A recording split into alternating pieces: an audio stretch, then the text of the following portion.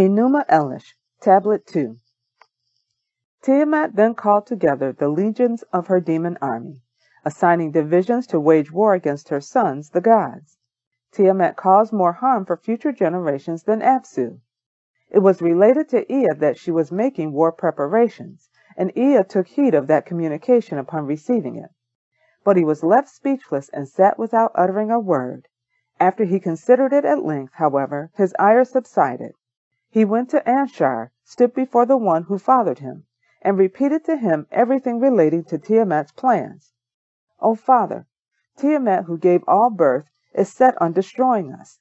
She called together a congress and is like a deranged maniac, and the gods have all gone over to her side, every one of them. Even those which you gave rise to have also joined her force.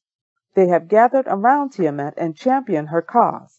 They were brutal and planned endlessly both day and night, grumbling and fuming, all done in the cause of making war. They called together a council of war to consider battle plans. Lady Huber, who made all, produced an unfailing weapon. She brought big snakes with piercing teeth and vicious fangs.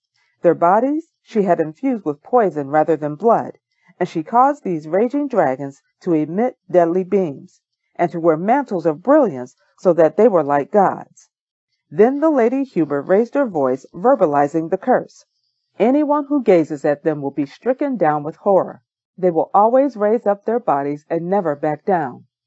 Then Tiamat enlisted a horned snake, a Mushusu dragon, a Lamu hero, an Ugalu devil, a mad dog, and scorpion man. Brutal Umu devils, a half man, half fish, a half man, half bull, carrying ruthless weaponry and who reveal no fear in battle. Her commands were so portentous that none could be ignored, and in addition to these, she recruited 11 more likewise, and above all of her children of the gods who had assembled, she conferred upon Kingu the chief rank amongst them all, bestowing the generalship of her army and rule of the Congress, to hold aloft the spear to signify battle and gather the warriors. She had given him high command of the entire combat force, and placed him to be seated upon the throne of rule, saying, "I have conjured a spell in your name, making you foremost amongst the gods of the Congress. You now rule of all the gods. You will reign supreme, for further you will be my sole mate. Your order shall not be disregarded among the Anuki." She conveyed to him the tablet of fate, clasping it at his chest. "What you say will not be altered, and you will speak the law." So after Kingu had received his rank, been given a new power, and had pronounced the fates of his sons, the gods, he said, "What comes from out of your lips would obliterate flames. Your potent poison would serve to incapacitate the mighty." Anshar heard every word and found the news distressful. "How awful," were his first words, afterwards biting his lip, and he was filled inside with anxiety. His muscles tightened, yet the outburst at his son Ea proved anything but feeble. "Son, you began this conflict, so you are responsible for it. For you went forth and killed Apsu, making Tiamat mad. Having done so, need we look any further for her enemy? The Lord of Prudence, source of wisdom, unsure what to do, Nidamud, with allaying words, replied well to Anshar.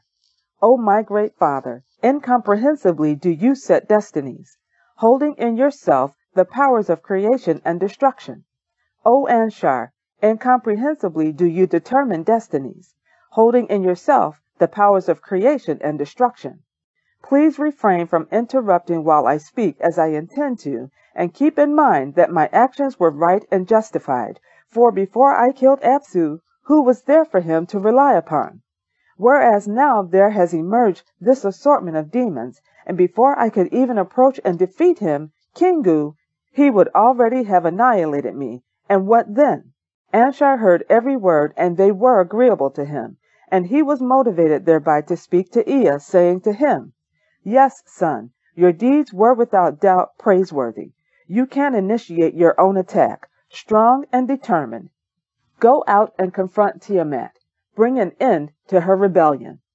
May we pray only that her rage will subside from your spell." and he heard the words spoken by his grandfather Anshar. Then he went upon the roadway, veering neither right nor left.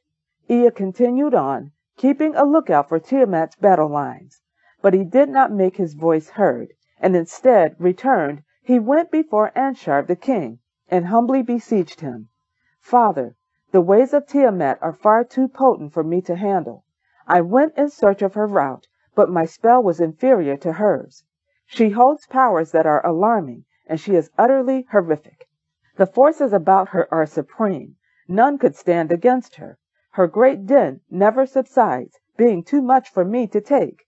Her voice struck me with terror, so much that I headed back. Yet do not refrain, Father, rather dispatch another against her. No matter how strong a woman, she still cannot equal a man, thereby dispersing her legions and confounding her orders. This you must do before she overwhelms us with her powers." Anshar spoke anxiously, addressing himself to his son Anu. "My dependable son, who is as valiant as the Kasusu weapon, who possesses formidable power and an unbearable charge, proceed to face Tiamat, and never fail to hold your position. Cause her fury to withdraw and reduce her rage into stillness. But if she fails to listen, then beseech her so as to appease her." And he heard every word that was spoken by his father Anshar. Then he went upon the roadway, veering neither right nor left. Anu continued on, keeping a lookout for Tiamat's battle lines. But he did not make his voice heard, and instead returned. He went before Anshar the king, and humbly beseeched him, "Father, the ways of Tiamat are far too potent for me to handle. I went in search of her route, but my spell was inferior to hers. She holds powers that are alarming, and she is utterly horrific. The forces about her are supreme. None could stand against her. Her great din never subsides, being too much for me to take. Her voice struck me with terror, so much so that I headed back. Yet do not refrain, Father, rather dispatch another against her. No matter how strong a woman, she still cannot equal a man, thereby dispersing her legions and confounding her orders. This you must do before she overwhelms us with her powers." Anshar could not find words, but cast his eyes unto the floor. He grounded his teeth and could give no encouragement to Ea, so that all the Ajiji gathered together and all of the Anuki. For a time they sat without speaking, lips closed, then spoke. "Will not any god step forward, or is our fate predetermined? Will not any go to confront Tiamat with force of arms?" Then from his secluded abode, Ea sent forth a declaration. "To the faultless one of Anshar, father of the mighty gods, him with a true heart, like a fellow citizen or countryman, that formidable heir who was destined to defend his father, who strikes fearlessly into the fray, Marduk the champion." And he related to him the plans he had formulated, saying, "Marduk, heed my counsel, give ear to your father's words. The son of his who brings him confidence, go before Anshar, move in near to him, and make resolute declarations to him. All of his anxieties will take flight once you are before him." And Lord Marduk was well pleased with his father's words.